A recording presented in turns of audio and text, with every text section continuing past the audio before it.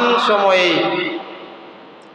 জাতির এই ক্রান্তি লগ্নে যখন পৃথিবীর আনাচে কানাচে পরতে পরতে ঘুষায় ঘুষায় মুসলমানদের নির্মম অবস্থা, মুসলমানরা গাজায় বলেন আর ইরাকে বলেন আর সিরিয়ায় বলেন আর ভারতে বলেন আর সোনার দেশ মুসলমানেই বলেন, বাংলাদেশের মধ্যেই বলেন,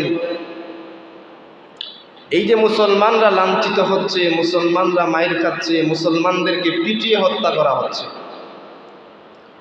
মায়ের সামনে সন্তানকে গুলিবিদ্ধ করা হচ্ছে, বাবার সামনে মেয়েকে ধর্ষণ করা হচ্ছে, এই যে লুটতরাজ আর ডাকাতি চলতেছে, এই সময়েও মুসলমানদের মধ্যে ঐক্যের বড় অভাব।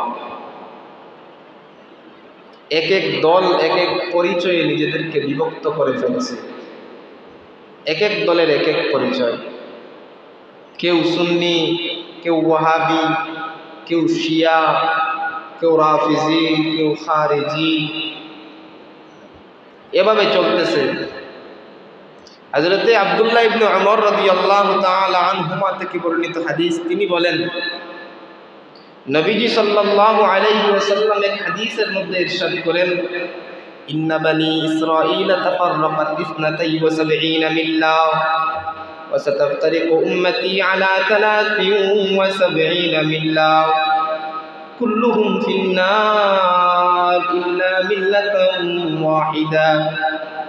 قالوا من هي يا رسول الله؟ قال ما أنا عليه وأصحابه।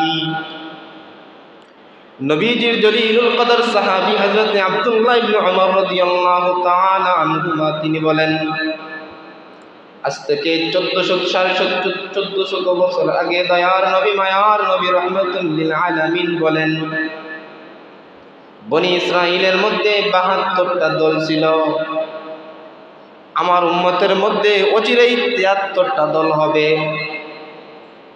73টা দল, কুল্লুহুম ফিন্নারি ইল্লা মিল্লাতান ওয়াহিদা। এই 73টা দলের 72টা দল জাহান্নামী, একটা মাত্র দল জান্নাতি। সাহাবায়ে কেরাম জিজ্ঞেস করেন, ওগো আল্লাহর রাসূল, এই যে একটা দল জান্নাতি হবে, বাকি 72 দল জাহান্নামী হবে, কোন এক দল জান্নাতি হবে? নবীজি সাল্লাল্লাহু আলাইহি ওয়াসাল্লাম বলেন, মা আনা আলাইহি ওয়া আসহাবিহি। যেই দলের মানুষ আমি আর আমার সাহাবায়ে কেরামের অনুসরণ করবে। আজ থেকে 1400 1450